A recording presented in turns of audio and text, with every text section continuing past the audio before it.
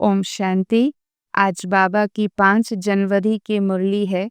शिव बाबा आज हम आत्माओं की मन की अवस्था और सारी सृष्टि की व्यवस्था के बीच का जो कनेक्शन है उसको आज पुनः हाईलाइट कर रहे हैं। बाबा हमें सतयुग की याद दिला रहे हैं कि बच्चे, जब सतयुग में आप आत्मा परफेक्ट थी, सतो प्रधान थी, मेरे समान अवस्था में रहती थी, तो ऐसी प्योर आत्माओं के लिए दुनिया भी बहुत ही प्योर थी, प्रकृति भी संपूर्ण रीति से सतो प्रधान थी। और जैसे जैसे आत्मा पार्ट प्ले करते करते आत्मिक एनर्जी कम होती गई, तो प्रकृति की शक्ति भी कम होती गई। देखते ही देखते हमें पता नहीं चला, पर जो सृष्टि एक समय सतयुग थी, वही सृष्टि कलियुग कहलाने लगी। ये कैसे हुआ? बाहर के परिवर्तन को तो हम समझने लगे।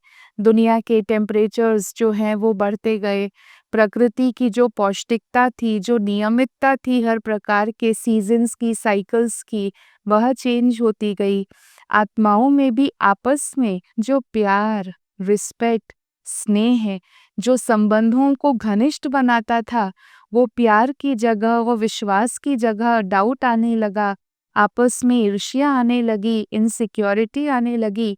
लेकिन बाहर के चेंजेस को हम समझते चले गए। उसका कारण स्वयं मेरे मन की अवस्था है, इस रीज़न को हम समझ नहीं पाए। और इसीलिए ही देखा कि चलते चलते चलते चलते सतो प्रधान दुनिया वह तमो प्रधान बन गई। बाबा कहे, ऐसे समय पर मैं स्वयं आता हूँ। मैं स्वयं साधारण मनुष्य तन में प्रवेश करता हूँ और वो ज्ञान सागर, परम पवित्र परमात्मा, एक साधारण मनुष्य जिसको आगे चलकर ब्रह्मा बाबा कहा गया, उनके माध्यम से हमें श्रेष्ठ ज्ञान देते हैं, जिसको श्रीमत कहते हैं। और बाबा कहे, ये श्रीमत का पालन करने से ही आप आत्मा मनुष्य से देवता बन जाती हो। जो ये ज्ञान परमात्मा राजयोग का हमें दे रहे हैं, इस राजयोग के ज्ञान से ही आप संपूर्ण पावन बन जाओगे। तो ऐसा पावन बनने का ज्ञान, ऐसा दिव्य बनने का ज्ञान इस संगम युग पर परमात्मा स्वयं दे रहे हैं, जो सारे ही कल्प में, सतयुग, त्रेता, द्वापर, कलयुग, कभी भी उपलब्ध नहीं होता। ऐसा दिव्य श्रेष्ठ ज्ञान इस संगम युग पर हम आत्माओं को मिलता है। तो बाबा कहे, इसकी भी आपको खुशी होनी चाहिए, इसका भी एक रूहानी नशा आपको होना चाहिए कि जो सारे कल्प में नहीं मिलता, वो ज्ञान हमें इस समय पर मिल रहा। और फिर उस ज्ञान की उतनी वैल्यू भी होनी चाहिए, उतनी कदर भी होनी चाहिए कि इस ज्ञान से क्यों ना मैं अपने आप को फिर से प्योर बनाऊं। भगवान मुझ पर मेहनत करने के लिए तैयार है, तो क्या मैं भगवान के लिए समय नहीं निकालूंगी? ये सोचने की बात हो जाती। बाबा तो कह रहे हैं, बच्चे, ये ईश्वरीय नशे में आपको रमण करना चाहिए कि भगवान आकर के मुझे ज्ञान दे रहे हैं। अगर इस सृष्टि को एक कल्प वृक्ष की उपमा दें, तो बाबा कहे, कहा जाता उल्टा वृक्ष है, क्योंकि जो इस वृक्ष के बीज हैं वो स्वयं परमपिता परमात्मा है, वो ऊपर परम धाम में रहते हैं। और हम आत्माएं जो फल हैं, फूल है, पत्ते हैं, शाखाएं हैं, हम इस सृष्टि पर अपना पार्ट प्ले कर रही हैं नीचे। बाबा कहे, मैं चैतन्य बीज रूप हूँ, मैं आकर के आपको सारे वृक्ष की कहानी सुनाता हूँ। और केवल कहानी नहीं सुनाता, लेकिन साथ साथ बाबा ये सीक्रेट बता रहे हैं कि इस समय पर बाबा एक नए वृक्ष का कलम लगा रहे हैं। अर्थात कलयुगी सृष्टि से बाबा आत्माओं को सिलेक्ट कर रहे हैं, जो अपने को सतयुगी संस्कारों में मोल्ड करने के लिए तैयार हैं। और जैसे जैसे आत्माएं अपने आप को सतयुगी संस्कार में मोल्ड करेंगी, बाबा कहे, फिर नया वृक्ष तो आना ही है, अर्थात नई दुनिया ये तो आनी ही है। साथ साथ बाबा एक नदी और सागर की उपमा भी लेते हैं। कलकत्ता का बाबा एग्जाम्पल देते कि जहाँ ब्रह्मपुत्रा, जो अपने आप में बहुत विशाल नदी है, वह जाकर सागर से मिलती है। तो बाबा कहे, बच्चे, ये संगम युग पर भी ज्ञान के सागर परमात्मा का प्रजापिता ब्रह्मा जो अनुभवी हैं, अर्थात विशाल चैतन्य ब्रह्मपुत्र नदी के समान है, उनका मेला होता। जब ज्ञान सागर ब्रह्मा बाबा के तन में प्रवेश करते हैं और आत्माएं प्रभु मिलन के लिए एकत्रित होती हैं, तो वही सच्चा सच्चा संगम युगी ईश्वरीय मेला लगता है। तो बाबा कहे, इस मिलन मेले से आत्माओं को अपने आप को शक्तिशाली बनाना है, शुद्ध बनाना है और फिर से एक सतयुगी सृष्टि के लिए तैयार होना है।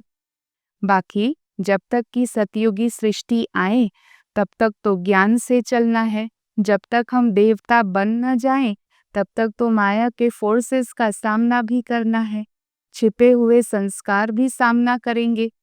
तो बाबा उसके लिए हमें एक बहुत अच्छा मंत्र दे रहे हैं। बाबा कहे, बच्चे, एक बाबा दूसरा न कोई। इस एक को इतना पक्का करो कि आप हमेशा हमेशा श्रेष्ठ आत्मा कहलाए जाओ। बाबा कहे, ज्ञान सुनते सुनते हम आत्माओं की बुद्धि में ज्ञान की पॉइंट्स तो बहुत सारी जमा हो जाती, पर आवश्यकता किस बात की है? पॉइंट रूप बनने की। मैं आत्मा, पार्थधारी, परमात्मा की संतान, स्टेबल, शांत, आनंद, मेरे ओरिजिनल वाइब्रेशंस, मेरे ओरिजिनल संस्कार इस पॉइंट रूप में टिकने की है। और वो भी बाबा कहे, खास जब कोई बात खींचने वाली आ जाए, नीचे ले आने वाली आ जाए, कोई बात आ सकती है, कोई परिस्थिति आ सकती है, कोई आत्मा संस्कार लेकर के आ सकती है, पर बाबा कहे ऐसे में भी आप स्टेबल रहो, एक रस रहो। उसके लिए सदैव एक बाबा दूसरा न कोई।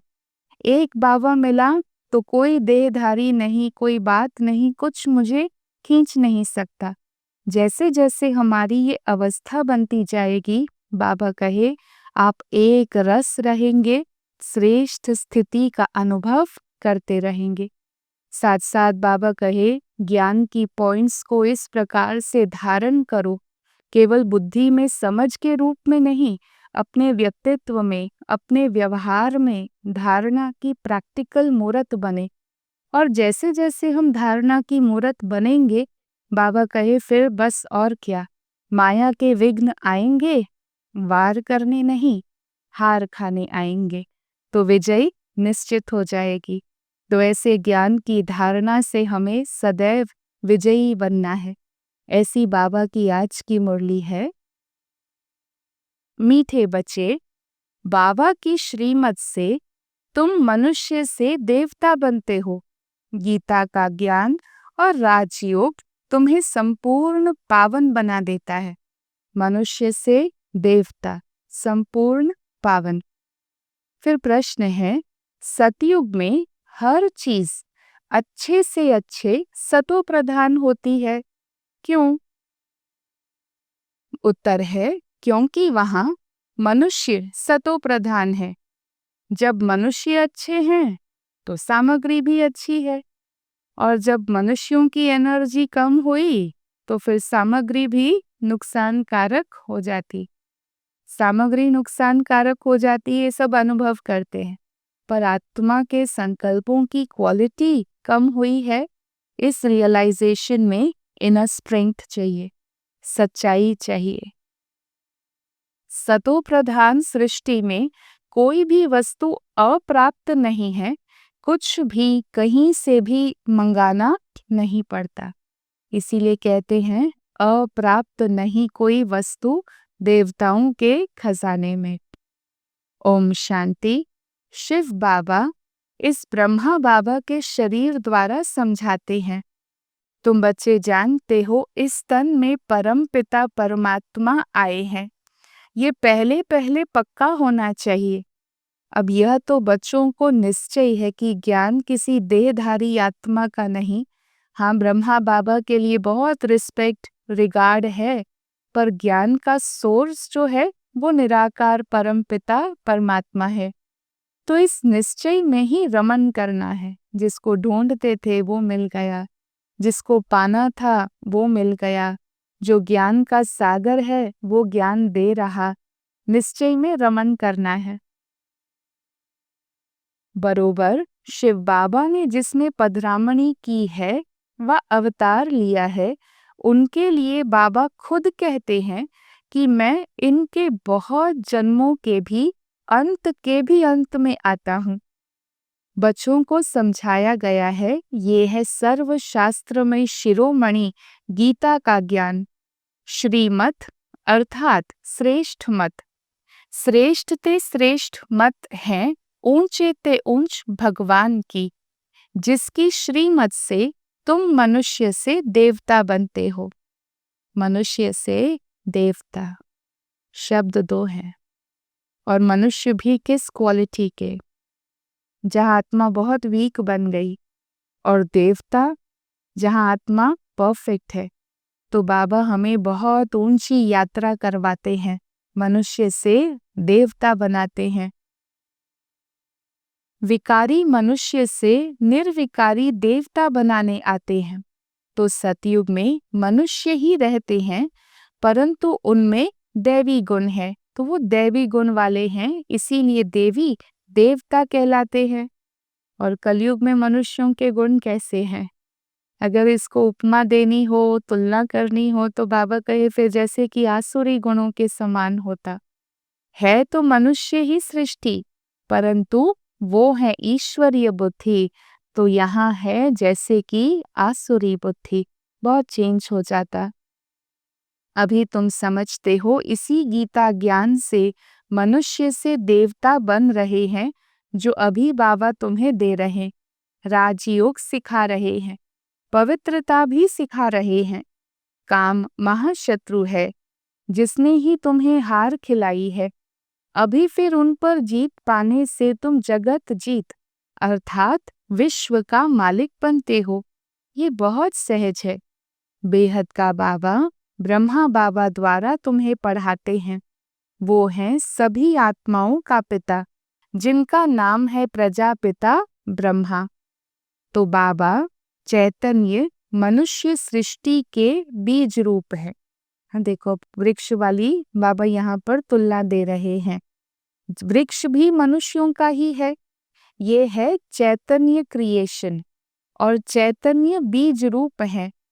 उनमें सारी सृष्टि रूपी झाड़ का ज्ञान है कि कैसे उत्पत्ति, पालना, फिर विनाश होता है। बीज को सारा पता है, पर परिवर्तन बाबा पहले करवाता। पुराने वृक्ष का विनाश हो, उसके पहले बाबा परिवर्तन के माध्यम से नए वृक्ष की कलम लगाते हैं। बहुत वंडरफुल सीक्रेट है, और ये एक अपने आप में once in a lifetime experience है कि भगवान द्वारा जब नई सृष्टि की स्थापना हो रही है, तब मैं भी उस कार्य का एक हिस्सा बन सकती हूँ। तुम जानते हो, ये कलम लग रहा है। अभी तुम देवी देवता बन रहे हो, दैवी गुण धारण कर रहे हो। मूल बात ही यह है कि हमें दैवी गुण धारण करने हैं। इस समय पर चाहे माया जो भी पेपर सामने लेकर आए, चाहे ड्रामा की कितनी ही न चैलेंजिंग सीन सामने आए, बाबा कहे एक बात में आपको पक्का रहना है कि बस इस सिचुएशन में भी मुझे दैवी गुण धारण करने हैं, मुझे दैवी शक्तियों का प्रैक्टिकल प्रूफ बनना है। गुण और शक्ति बस वो स्वरूप में ही दिखाई दे, और कोई बात मेरे स्वरूप में दिखाई ना दे। ये अपने आप के लिए एक एफर्ट है, पुरुषार्थ है, और उसमें बड़ा आनंद भी है। तो बाबा कहे बस पूर्णा एक ही बात का है कि हमें इस समय पर दैवी गुण धारण करने हैं। शिव बाबा ब्रह्मा बाबा में प्रवेश करते हैं, तो तुम यह भी समझते हो कि ये ज्ञान की बड़ी नदी है। शिव बाबा ज्ञान के सागर, और ब्रह्मा बाबा ज्ञान की नदी। तो बाबा अभी कल्प वृक्ष की एनालॉजी से हमें एक नदी की एनालॉजी तरफ लेकर आ रहे हैं। ये ज्ञान की बड़ी नदी है, ये भी सागर और ब्रह्मा नदी का मेला है। हाँ, जैसे आत्मा परमात्मा का मेला वहाँ लगता जहाँ ज्ञान सागर और ज्ञान की बड़ी नदी ब्रह्मपुत्रा का मिलन होता। अभी तुम बच्चों को ये बेहद की पढ़ाई मिलती है। इस संगम के मिलन मेले में क्या मिलता? ज्ञान रत्न मिलते हैं, बेहद की पढ़ाई मिलती है, जिससे तुम आदि मध्य अंत का राज समझा सकते हो। तुम्हें इन देवी देवताओं की हिस्ट्री ज्योग्राफी का पूरा पता है। ये पवित्र प्रवृत्ति मार्ग वाले पूज्य थे। फिर बाद में निवृत्ति मार्ग होता है, ये भी है ड्रामा। निवृत्ति मार्ग जो संन्यास लेते हैं, घर छोड़ते हैं, पवित्र रहते हैं। बाबा कहे पवित्र प्रवृत्ति मार्ग था, फिर पवित्र रहने के लिए निवृत्ति मार्ग की शुरुआत हुई, तो उसे कहते हैं संन्यास। लेकिन वो फिर भी हद का संन्यास कहा जाता। क्यों? क्योंकि रहते हैं पुरानी दुनिया में, केवल अपने घर परिवार से दूर चले जाते हैं। बाबा हमें सिखाते हैं बेहद का संन्यास, कि घर गृहस्थ में रहते हुए भी बुद्धि से पुरानी दुनिया को छोड़ना है। तुम समझते हो हम संगम युग पर हैं, फिर हम नई दुनिया में जाते हैं। तो बाबा तुम बच्चों को ये सब राज समझाते हैं। आम का बीज देखने से आम का ही झाड़ सामने आएगा। अभी मनुष्य सृष्टि का बीज रूप तुम्हारे सामने है, तो मनुष्य सृष्टि की ही बात सुनाएगा। तुम्हें बैठ इस कल्प वृक्ष का राज समझाते हैं, क्योंकि ये बीज चैतन्य है ना। बताते हैं कि हमारा यह उल्टा झाड़ है, बीज ऊपर, विस्तार नीचे। तुम समझा सकते हो जो भी इस दुनिया में है, जड़ व चैतन्य, ये हूबहू रिपीट करेंगे। हाँ, सतयुग, त्रेता, द्वापर, कलयुग रिपीट होगा। सतयुग में कहाँ से भी कुछ भी मंगाते नहीं है, सेल्फ सफिशिएंट, आत्मनिर्भर। बाबा कहे किसी को किसी से कुछ लेने की, मंगाने की, खरीदने की बात ही नहीं रहती है। कलयुग में तो मनुष्य वृद्धि को पाते गए हैं ना, तो फिर और भूमि भी बढ़ती गई, लैंड बढ़ता गया, ट्रेड बढ़ता गया, कहाँ कुछ है कहाँ नहीं है, तो लेन देन बढ़ती गई। सतयुग में अप्राप्त कोई वस्तु होती नहीं, वहाँ की हर चीज सतो प्रधान बहुत अच्छी होती। और ऐसी दुनिया क्रिएट करने के लिए कि जहाँ अप्राप्त नहीं कोई वस्तु, आज हमारे मन को हमें उस स्टेज में टिकाना है कि जो मिला, जितना मिला, जैसा मिला, बहुत अच्छा, इससे ज़्यादा ना मुझे चाहिए, और जो मुझे चाहिए उससे ना कम मिला है। मन की ऐसी स्टेज जैसे अप्राप्त नहीं कोई वस्तु, जो प्राप्ति हुई है उसके लिए शुक्रिया, शुक्रिया, शुक्रिया, ग्रैटिट्यूड।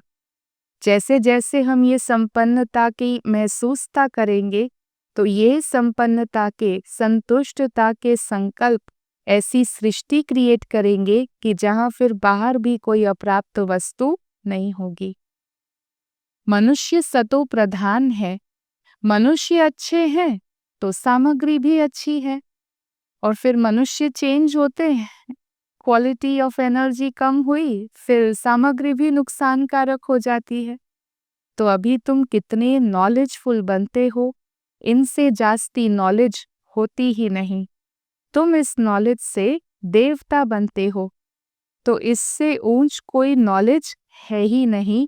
इस बात का चिंतन सिमरन करके सदैव हर्षित रहना है। अच्छा, मीठे मीठे सिकी लधे बच्चों प्रति माता पिता बाप दादा का याद, प्यार और गुड मॉर्निंग। रूहानी बाबा की रूहानी बच्चों को नमस्ते। हम रूहानी बच्चों की रूहानी बाबा को नमस्ते। फिर आज की मुरली में बाबा का वरदान है, एक बाबा दूसरा न कोई, इस पाठ की स्मृति से एक रस स्थिति बनाने वाली श्रेष्ठ आत्मा भव। एक बाबा दूसरा न कोई, ये पाठ निरंतर याद हो तो स्थिति एक रस बन जाएगी।